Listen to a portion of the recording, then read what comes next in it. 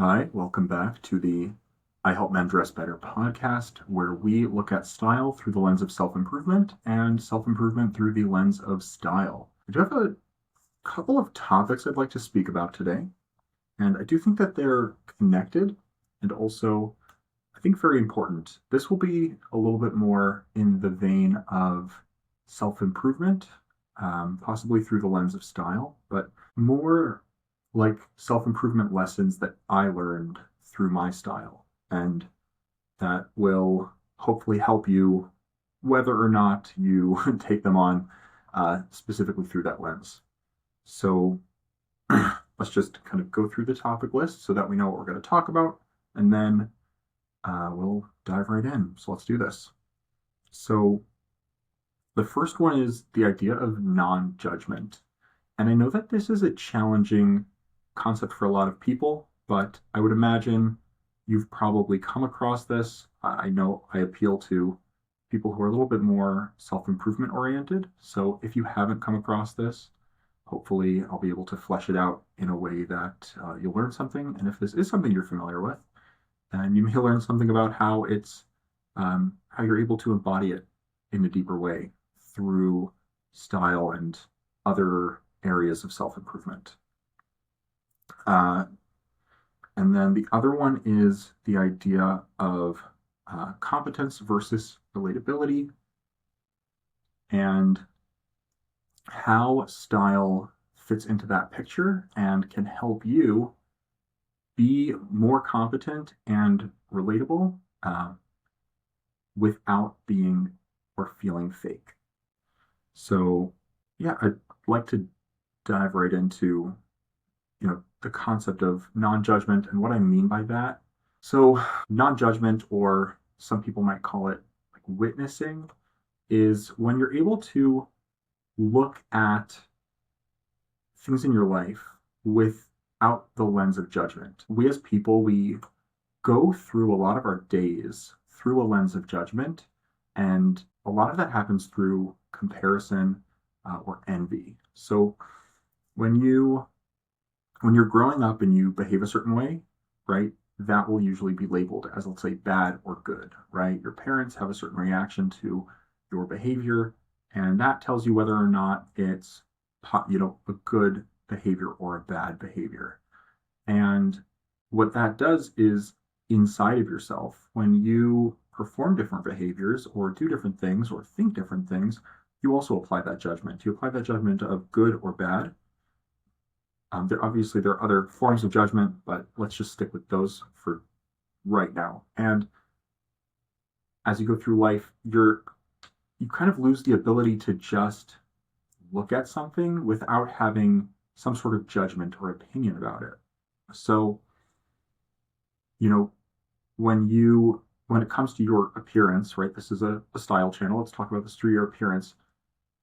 You look at yourself in the mirror and my eyes are good but my nose is bad, oh, I have bad skin, or this they have a better body than me, or they're more attractive than I am, right? These are sort of value judgments that we place on ourselves and our appearance, and a lot of that can actually reflect something that's deeper. So and that's what I want to get to. So I'm gonna try to present this as, I don't know about chronologically, but I'm gonna try to keep it from being too abstract. But it is a bit of an abstract concept, so hopefully hopefully I'll be successful with that. So when it comes to our appearance, it's almost a reflection of the way that we view ourselves. And nobody's perfect. This is the reality, and I think it's probably one of the hardest realities for us as people to come to terms with. And but it's such a it's easily one of the most damaging lies that we tell ourselves, that perfection is possible. Besides for just picking ourselves apart on a regular basis and undermining our own self-esteem and our relationship with ourselves, it also puts us in the position where we build defensive mechanisms to defend and protect and hide these, you know, bad qualities or negative sides of ourselves. I remember when I was in high school, like if anyone even like hinted to something that I was insecure about, I would immediately give myself away by getting incredibly defensive. And I just at the time I couldn't see how my sort of self-judgment was creating that fear of being found out and then judged by others, right? Because my judgment was painful enough. If and that judgment of myself was meant to protect me from the judgment of others. And so if they judged me too, then that would be just too much, too painful. Um, there are, I think there are different people have different areas in their lives where they have extra sensitivity. For me, it was that at that time. And when I was able to, through just, yeah, a lot of years of work, and a lot of that came through the process of me learning about style and trying to improve myself in that way, I was able to get to a point where I could look at the parts of myself that I had judged in the past and accepted them as parts of myself. And when I stopped looking at them as negatives or bad, I didn't have to worry about whether or not someone else thought they were negative or bad because I was okay with it. And that meant that I could bring a version of myself to conversations and to the social world where I didn't have to be insecure about people seeing negative sides of me, finding me out because I had already accepted myself. And if they couldn't, that was work they needed to do, right? It shifts the focus from, you know, us and to the other. It really is about us. The things that hurt us from the outside world are really just people reflecting back to us the pieces of ourselves that we dislike. And non-judgment it's hard. It's a journey. It's really challenging. And one of the ways that style really helped me with non-judgment was I was able to slowly build myself up as an authority to myself.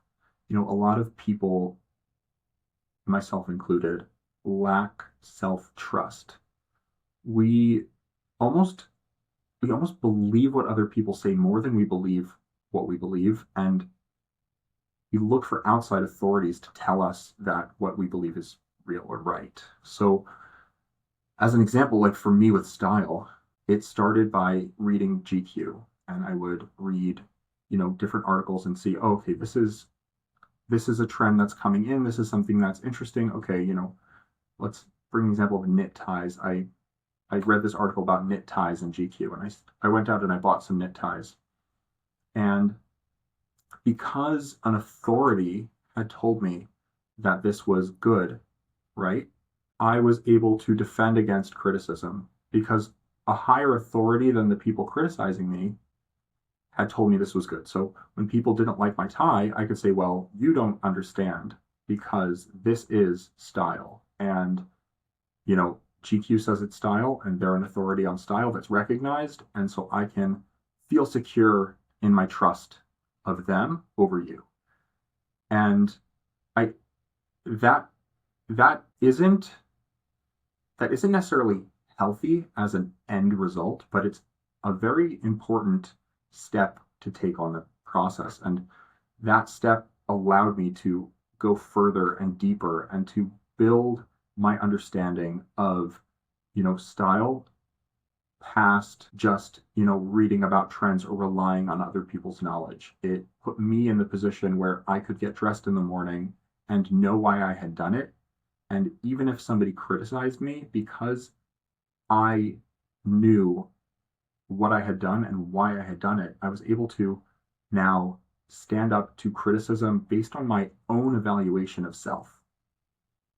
And as I got deeper into that, I realized that I didn't have to be like, I didn't have to know everything about everything in order to feel that way about different parts of myself. It definitely helps. I think it is important to be on the path of self-discovery, and I do think that the more we're able to discover of ourselves, it can really help with this non-judgment, with being able to view all the different parts of ourselves without putting too much label on them, right? Without like realizing that sometimes even the positive parts of ourselves can be negative and have downsides, and that the negative parts of ourselves sometimes they're the result or outcome or correlation of the best parts of ourselves.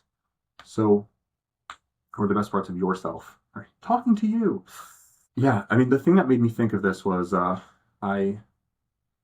I had a meeting today with someone in a business group that I'm part of, and was talking to her, and I forget exactly how it came up, but I was talking about how, well, oh no, it came up because I was talking about my work, and that sometimes my work is really on the aesthetic side of things. It's really helping people find what's going to look good on them, but sometimes what I really need to work with people on is more of the mindset part, more of what they're struggling with emotionally.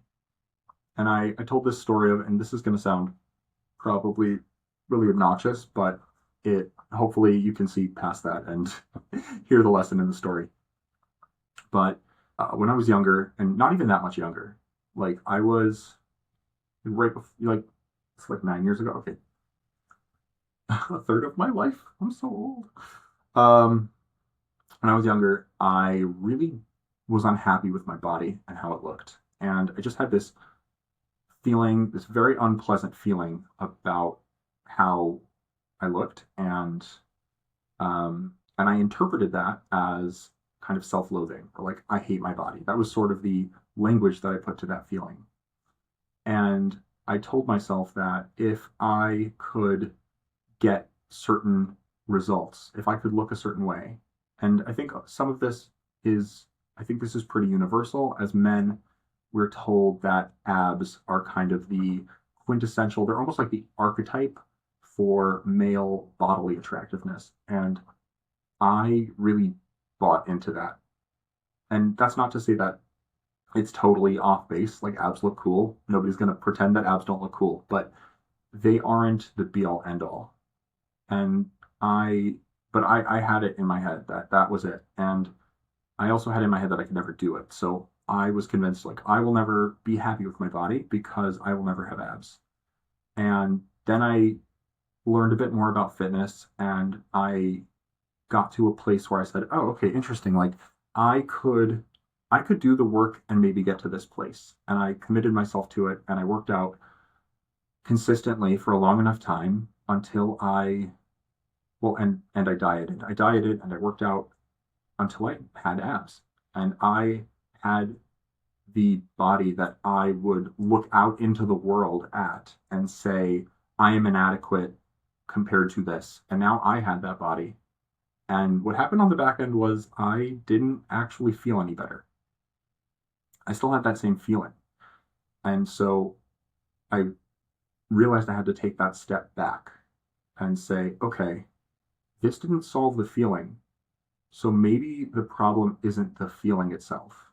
Maybe the problem is what I'm ascribing to this feeling. I decided that this feeling means there's something wrong with my body and that I have to hate it and be better in order to not feel this feeling anymore. But maybe this is just part of my human experience and I'm just meant to feel this feeling. And if I can make peace with this and just acknowledge and look at this feeling, then I don't have to tell myself this story about my physical inadequacy or self-loathing because of how I looked.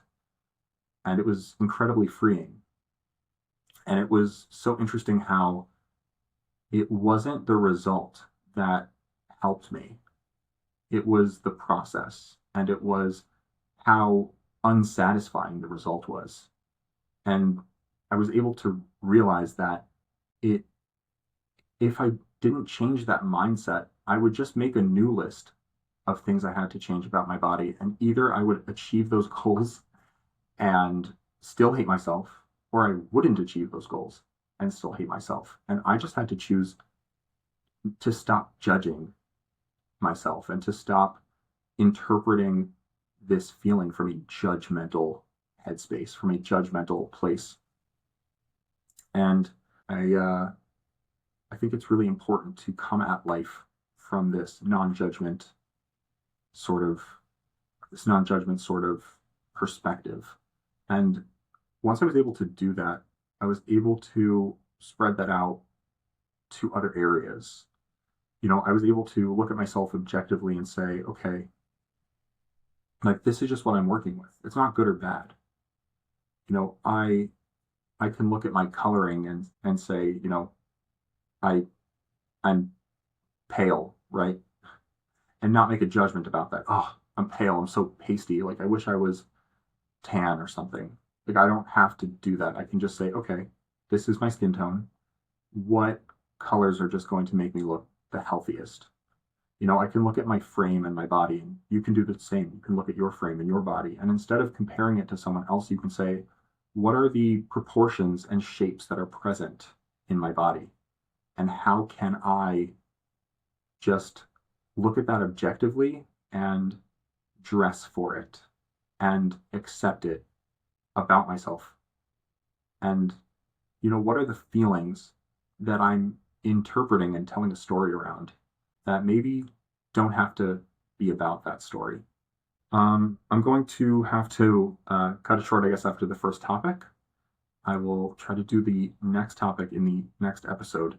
I also promised myself that I would be better about self promoting, and I did not. I was going to do this in the beginning. So here we go. If you are watching this on YouTube, please like and subscribe. It would really help me out. If you're watching this or listening to this on Spotify, once again, please follow me on Spotify, leave a comment. It would really help me out. And even if you're on Spotify, if you want to go check out my YouTube channel and subscribe, that would also be great. If you want to interact with me, find out more about me, come check out my LinkedIn page, Shlomo Homnick. Bright pink banner, you can't miss it. I post content, usually try to aim for 2 to 3 times a week, usually clips from this podcast. So you can definitely go interact with my posts there. Leave a comment if you want it to be seen and responded to more efficiently. It's definitely the place to connect with me. And of course, you can connect and message me if you're interested in talking about, how we can work together. If you are curious about what I'm all about, or you're not quite ready to work with me, obviously the podcast is a great place to start interacting with my content on LinkedIn. But also check out my men's style archetypes quiz to find your best archetype. It's a really great way to start viewing your style as personal to you, and also start to view yourself more from a more non-judgmental and detached place instead of a judgmental and comparative place. Finding what works for you so that you can stop wondering why you know why everything you try isn't working. Have a great day. Have a great week, and I will see you in the next episode.